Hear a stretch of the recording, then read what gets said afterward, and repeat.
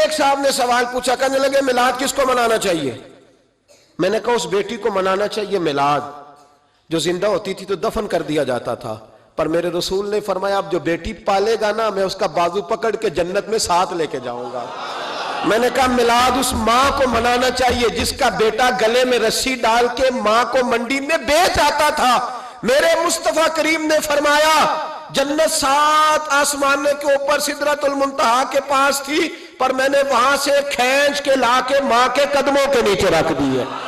میلاد اس باپ کو منانا چاہیے جس کی اولاد ڈنڈوں سے مارتی تھی، پر رسول کریم علیہ السلام نے فرمایا سن لو سن لو سن لو، اب جس کا ابا راضی ہوگا اسی کا اللہ راضی ہوگا۔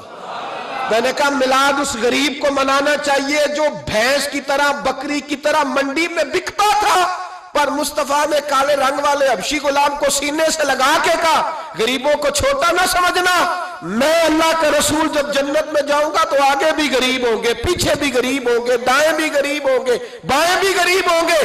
فرمایا امیر ویٹنگ لسٹ میں ہوں گے، 500 سال بعد جنت میں جائیں گے، غریبوں کے لیے جنت کے دروازے 500 سال پہلے ہی کھلوا دوں گا۔ اسے منانا چاہیے، میلاد منانا چاہیے۔ اور میں نے کہا مولوی سن، تجھے پوچھتا کوئی نہ، تیرا ذکر کوئی نہ کرتا، لیکن تو ممبر پہ بیٹھا ہے، تو محمد عربی کے نام کا کھا رہا ہے، تو علی کے نام کا کھا رہا ہے، تو عمر عثمان اور ابو بکر کے نام کا کھا رہا ہے، تو اسنین کا صدقہ کھا رہا ہے۔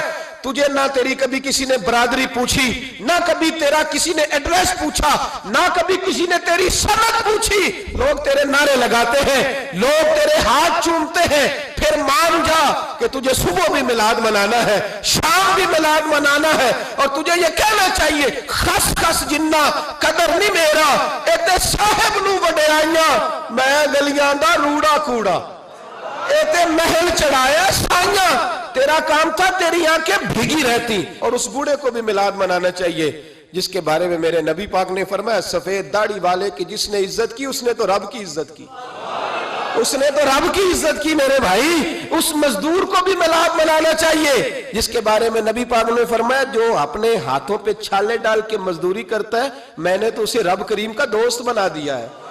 ہر اس طبقے کو میلاد منانا چاہیے جسے میرے رسول نے عزت عطا فرمائی۔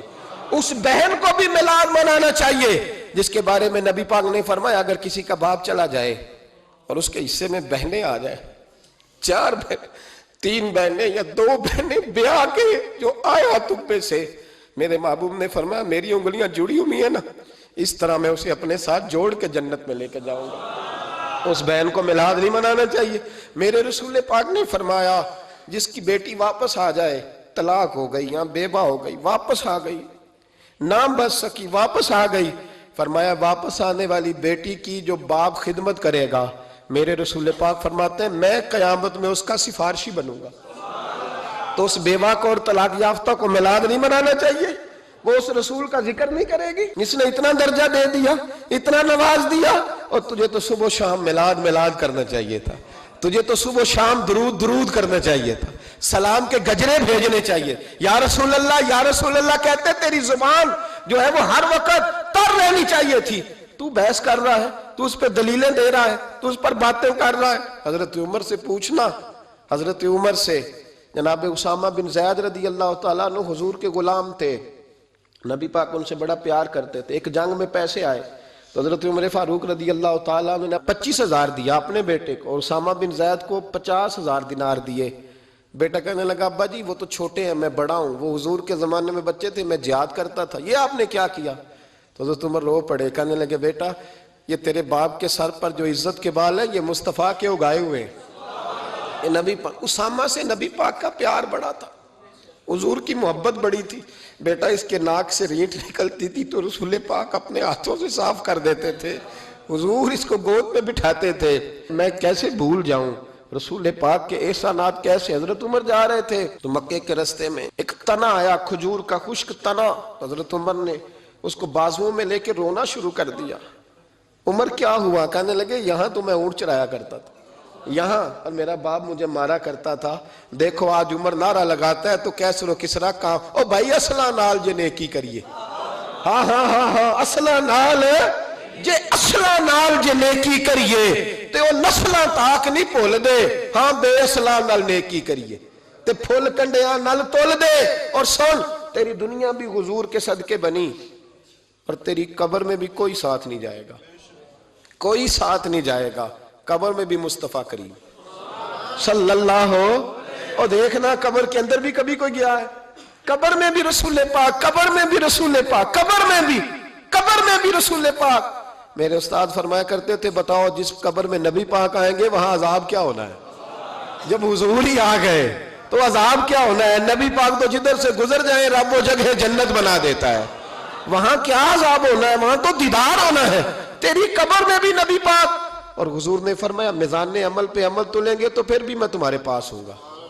حضور علیہ السلام نے فرمایا پل صراط سے گزرو گے تو پھر بھی میں تمہارے پاس ہوں گا۔ اور میرے رسول پاک علیہ السلام نے فرمایا جب تم جنت میں جانے لگو گے تو پھر بھی میں تمہارے۔